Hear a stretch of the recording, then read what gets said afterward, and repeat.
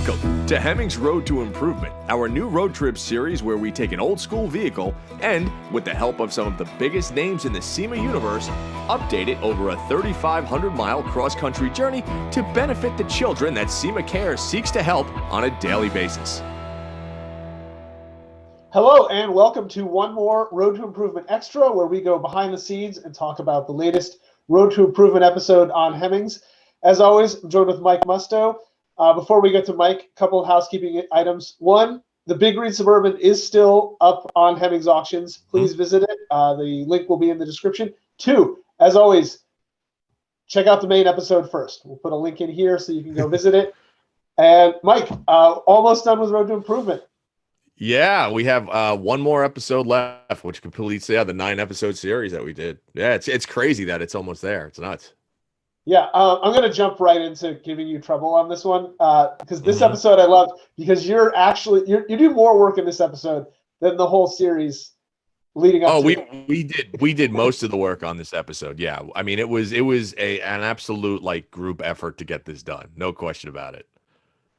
So yeah, like walk me through some of this stuff because I was it was nice to see like the floor was solid because you pulled the seats off and there's like a little bit of rust. I'm super paranoid about rust. Like I see a little bit and I just reflexively kind of freak out. And it's like, you have, if you don't have a leak inside the cabin, you're going to have some surface rust on like where the seat meets the floor. Yeah. That's fine basically forever. That, you know what? It was great. And we had seen the bottom of the truck when we did the transmission episode, right? We had been under there. We saw everything. So we knew it was pretty much rust free. But the real kicker was when we pulled this, like you said, we pulled the seats out, we pulled all the floor mats up, and then we pulled the sill plates off. And the inner door jambs where the sill plates were, everything was just super solid. I mean, there was not even a pinhole in this thing, which was great. And honestly, that obviously makes our job so much easier because you're not fighting stuff. So that was a real kind of like, yes, we're so happy about this. So yeah, it was a rust-free vehicle. Yeah, as much as I hate rust, I might be the guy to be like, okay, there's a tiny hole here. We're just going to cover it with the Butyl. That'll be close enough. Oh yeah, totally. I mean, I think it all depends on what you want to do. I mean, every modification that we did to this truck was mechanical, aside from really the interior, and we left the interior or the exterior exactly as it was. So like you would have all the creature comforts, you would have a nice interior, but then if you wanted to bomb up off road and you scratch the side going through brush or whatever, you wouldn't care. I mean, that's really the basis of this thing. Yeah. So, one of the main things you did was you refurbished the rear door cards, but you put new ones in on the front. What was the reasoning behind fixing one and replacing the other? Oh, Classic Industries, they just don't make rear door panels. Okay. That's literally the reason. They don't make rear door panels, but we took them off, and Alana and Craig from Classic Industries, they sanded them down, and it looks great. I mean, they have a OER who they carry makes great kind of prep materials, right? So from the Scotch Brite pads to the sandpaper to the primer and the paint, it lays on really nice. And what's shocking is how easy that is to do. And I think some people look at that and they're like, oh, I can't take that on. It's literally the easiest thing to do. It just takes time and a little elbow grease. This is something for me. Like, I mean, it's been a few years since I realized this, but I've never done it myself. Was you're like, oh, this paint, the interior is scratched or the interior is worn or there's a sun faded mark. It's like, yeah, you can paint plastic. That's I don't think a lot. I've never done it, but I didn't even realize it. Like I said, till years ago, and I think most people don't realize it. Every used car dealership has a specialist that comes by and will spend 2 hours painting the interior panels on a used car so it looks that much nicer on the lot. Well, and it does. And I think what's really nice is, especially for like the flex points, right? Whether you're talking a soft armrest or you're talking about a panel or something like that, the materials now, as long as the prep is done right, they have flex agents in them. So if you're putting your arm on an armrest and it flexes, the paint is not going to crack and flake off. And it really does make the interior look fantastic. And, I mean, since then we've put, like, it wasn't in the video because we just didn't have time, but we've done a headliner. We've painted all the plastic in the car. We've got, that was one of the comments on the video was that they couldn't believe you still had a headliner. And I put in on the Hemmings comment, like, it has one. Yeah, it does have a headliner now, and it is fully insulated and everything like that. And so the interior at this point really does look great. Like I posted some pictures on my Instagram page. So if you go to the Instagram page, it is the first post and you'll see like scroll through and you'll see the headliner picture. Um, but the interior of that truck right now looks great. And like I said, it's all thermal insulated, the doors, the floor, the ceiling. It's great and it quieted it down a fair bit. It really did. So walk us through the installation.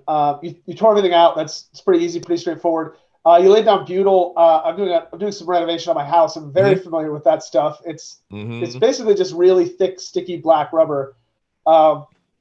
Is it pretty easy? You just lay the panels out like Tetris and lay them out, or was there like when you're using flashing tape on a house, you got to make sure you're doing a big strip. If it touches, you got to throw it out. You're screwed. Right? Yeah. Well, Butyl is very much like that, and it's like, and any of those floor coverings, whether it's Hush Mat or Dynamat or stuff like that, yes, lay it out beforehand, kind of get your squares, get a really sharp razor bladed or knife, and then get a paint roller, like you would, or a fabric roller, and once you lay it out, it's malleable. So like you can move it around, it will flatten out, but it makes a huge difference. And I think the other thing that a lot of people don't realize is, aside from insulating the cabin, it really does kind of cut down on vibrations. It keeps them from resonating through the cabin, which is another just added benefit of that stuff. Right. Yeah. So you lay down that layer and it had some reflective shielding. Then you lay down an extra layer of sound and sound deadening, and also probably some heat insulation properties of that. And then we get to the big vinyl flooring. And there was a lot of measuring, a lot of adjusting. You guys had pro help.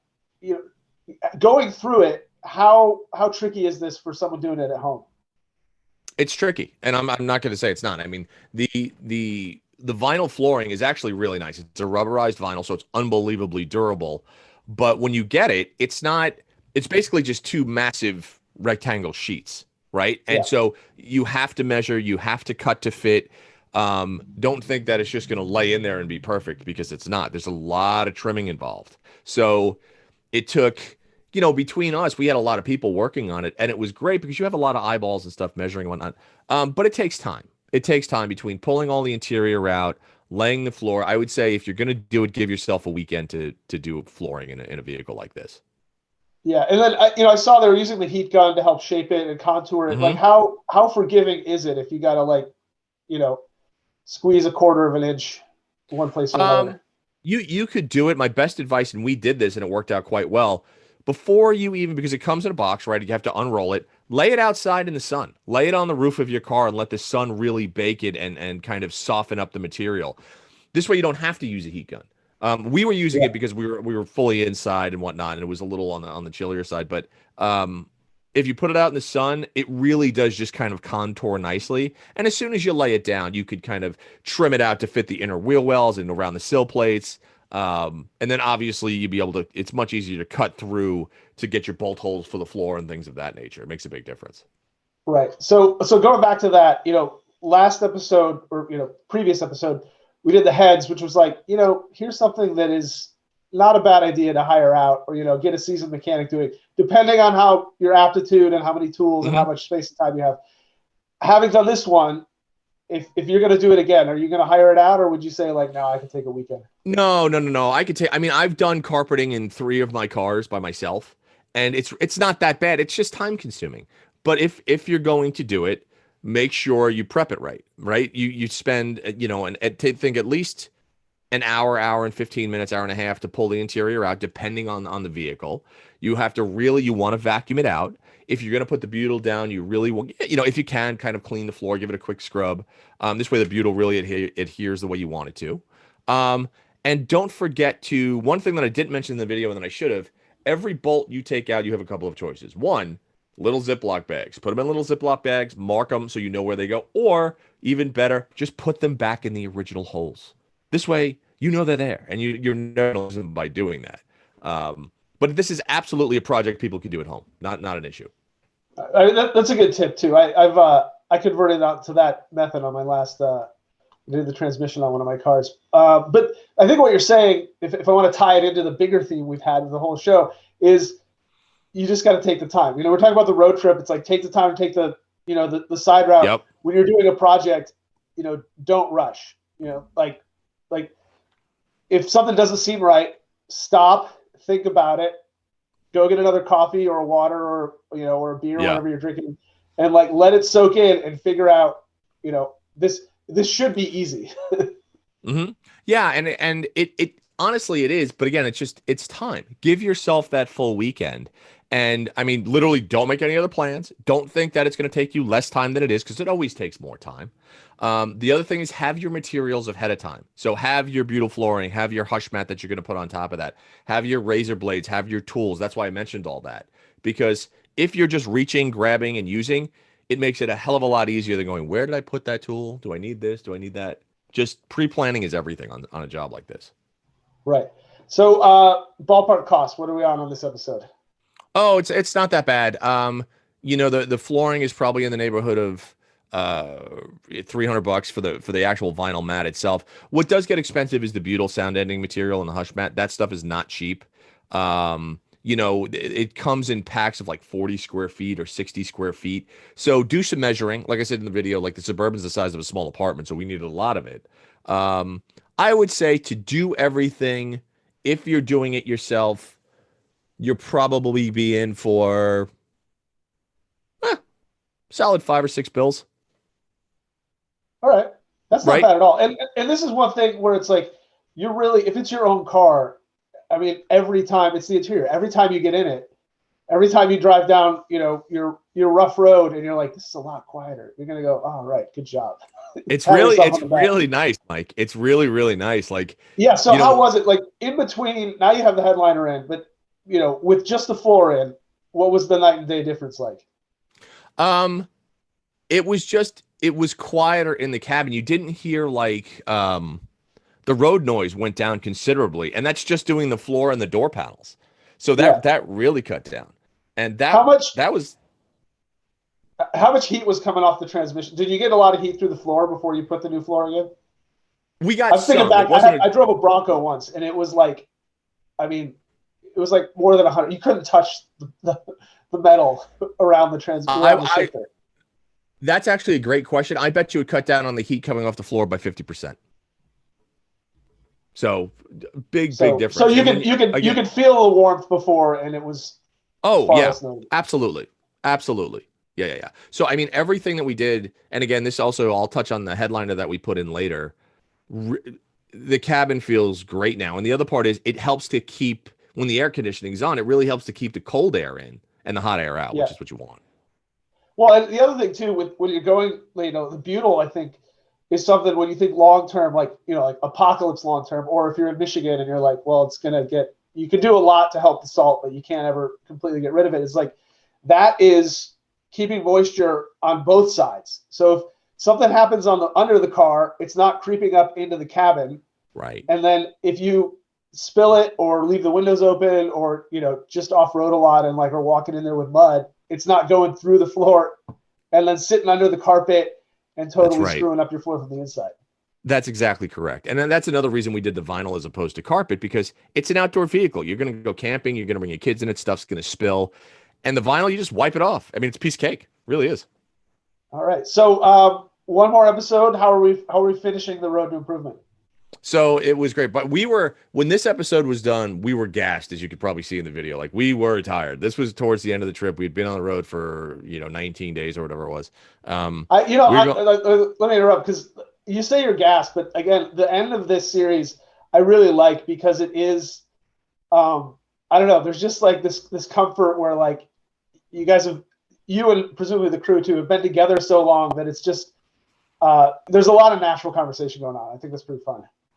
Yeah, and it is fun. And I think when you spend that amount of time on a shoot, you just get super comfortable with everyone, to the point where you're almost like, I know what they're going to want for breakfast, and I know what they're going to do this, and I know what Lana's going to say if I act this way.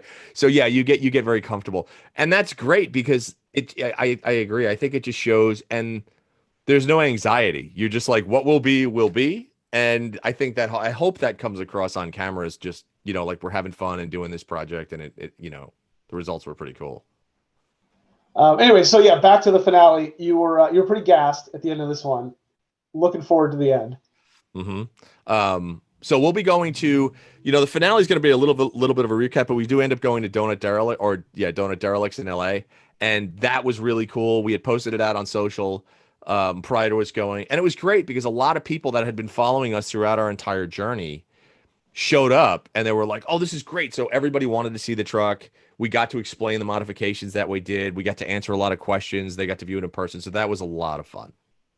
All right. Well, we, anyone else can see the truck right now on Hemmings Auctions. You can buy it if you want, and then hopefully continue some form of the journey. At least post it on social so that we can, sort of keep up with it. Send us Christmas cards, or send everyone Christmas cards. We when Road to Improvement ends, we have more series coming. I'm not gonna give that away or ask Mike to give that away. But if you enjoyed it, stay tuned. We definitely have more coming. As always, please subscribe to our YouTube channel. Mike, you have anything else? Just to say that if you are interested in bidding on the Suburban, click the link, go there. Also ask questions. Go to the auction, ask questions. Hit me personally up on like Instagram and stuff, and I will give you answers to those questions. And then we are doing another season of Road to Improvement. I'm not telling you what the vehicle is yet, but rest assured something else is coming. I know it. It's good. It's good. It's good. It's going to be fun. So stay tuned for that. Otherwise, I just keep watching, guys, and thank you for tuning in. It's been great. Thanks for me as well, and we'll see you next time.